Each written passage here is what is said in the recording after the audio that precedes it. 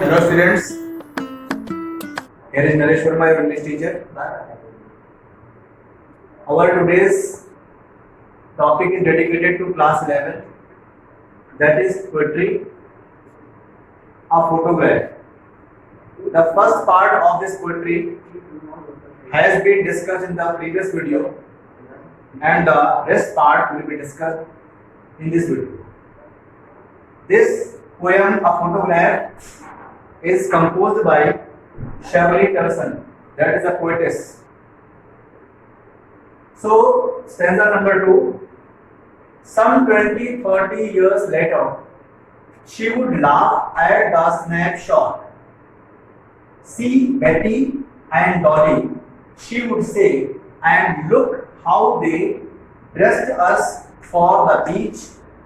The sea holiday was her past, mine is her laughter, both rife with the labored ease of loss. So, in these lines, the poetess has discussed that when her mother grew older, of about 30 or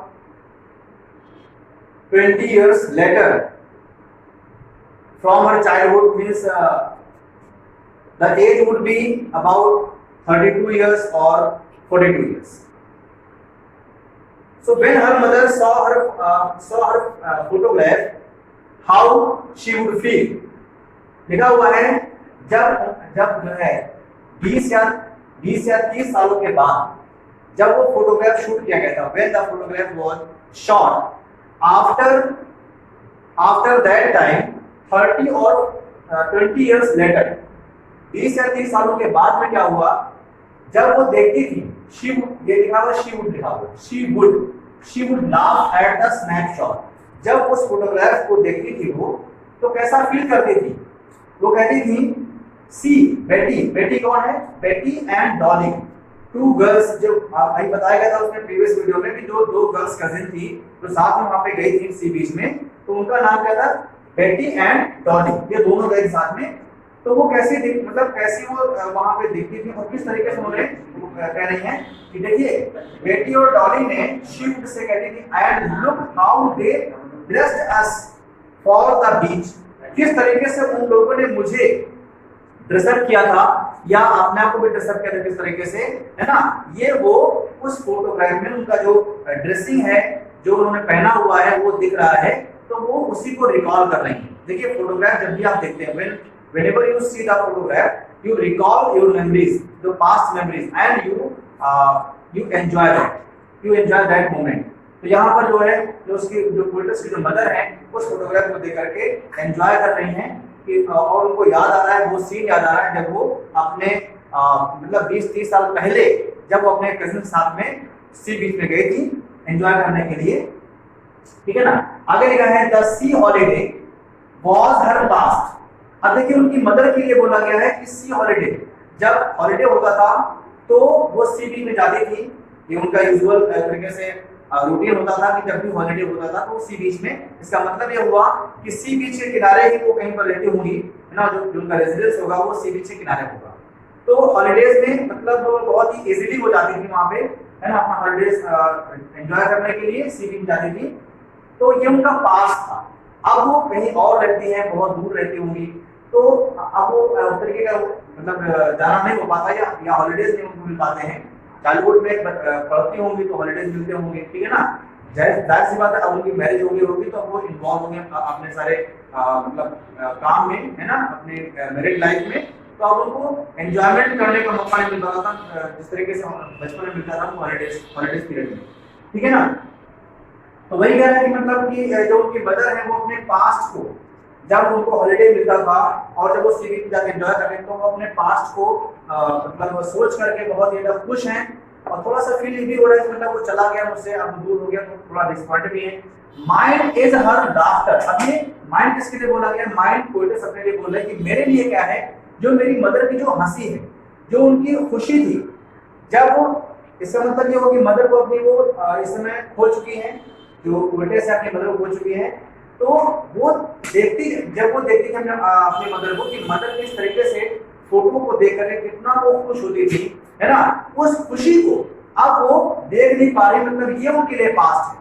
उसकी mother के लिए क्या past था, सी holiday past था, लेकिन उस poets के लिए क्या पास्ट है, उसकी मदर की लाफ्टर, मतलब उसकी मदर की हंसी, खुशी। बोथ राय, राय की मीनिंग क्या होता है, राय मतलब होता है, कह सकते हैं डिसअपॉइंटेड और ब्रेक में सकते थोड़ा सा, है ना, थोड़ा सा नेगेटिव वर्ड है। Both rye with the laboured ease of loss. देखिए लॉस किसका लॉस है, उसकी मदर का जो लॉस हुआ, यानी कि जो मदर उसकी समय नहीं है, हर मदर इज नो मोर, ठीक है ना। तो पोएटस ने अपनी मदर को लूज किया, ये लॉस हो गया, ग्रेट लॉस उनके लिए। और जिसको बहुत ही परिश्रम से, मतलब बहुत मेहनत से वो चीज उन्होंने गेन की थी, अपनी मदर को पाया था, ठीक है, और वो अब इस समय नहीं है उनके बीच में, और वो इजीली, देखिए ईज ऑफ लॉस लिखा हुआ है, मतलब ये जैसे कि वक्त गुजरता चला जाता है और कुछ चीजें हमारे कंट्रोल में नहीं होती, जैसे ना डेथ है हमारे कंट्रोल में नहीं है, जो टाइम गुजर रहा है ये हमारे कंट्रोल में नहीं, हम चाहें भी तो उसको रोक नहीं पाएंगे, ठीक है ना। जिसको मतलब ये संसार जो है आने जाने का है, कोई आता है कोई जाता है, ये हमेशा लगा रहता है। तो ये आसानी से हो गया, ईज ऑफ लॉस, मतलब ये जो लॉस है ये चला भी गया और बहुत ही इजीली चला गया, मतलब इसमें हम लोग इसमें कुछ नहीं कर सकते हैं। तो वही इसमें कहा कि मतलब जो हमने बहुत ही मेहनत से कुछ गेन किया था वो हमारे हाथ से निकल गया और उसको हम जान भी नहीं पाए, ठीक है ना।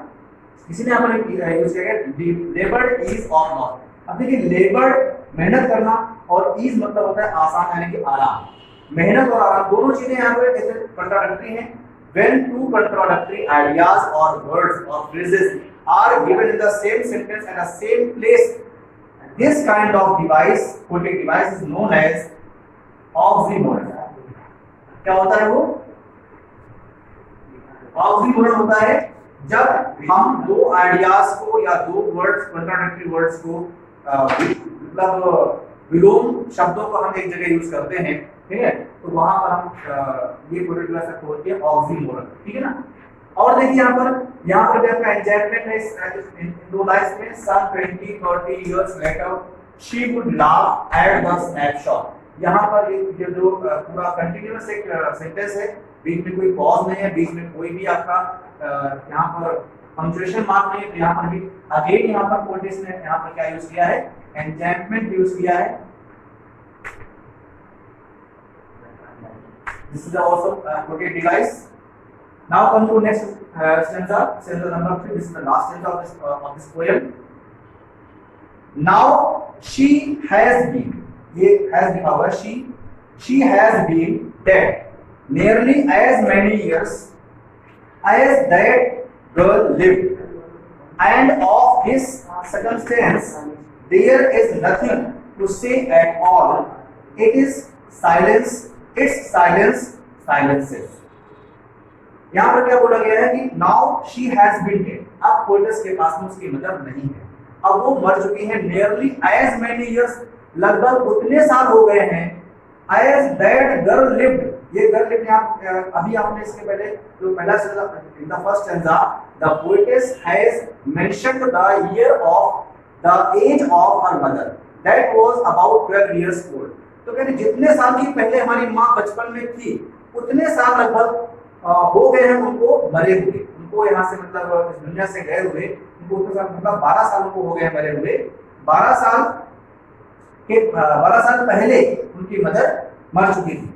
एंड ऑफ दिस सर्कमस्टेंस, और ये जो परिस्थिति है ना, इसके बारे में देयर इज नथिंग टू से एट ऑल, इसमें क्या कहने वाली बात है ना। इसमें इंसान के वश में कोई चीज नहीं है, किसी का जन्म या मृत्यु, ये इंसान के वश में बिल्कुल नहीं है। तो ये ऐसी परिस्थिति है कि इसमें कुछ कहने वाली बात नहीं है, ठीक है ना। इट्स साइलेंसेस, अब केवल सन्नाटा ही सन्नाटा है और कुछ नहीं, ठीक है ना। So this is all about this poem.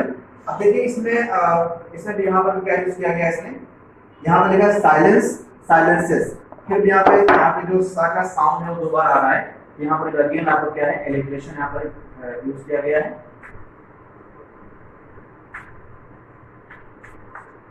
So these are the poetic devices the poetess has used in this poem, and I hope that you you might have understood this poem very well. So this will. Thank you.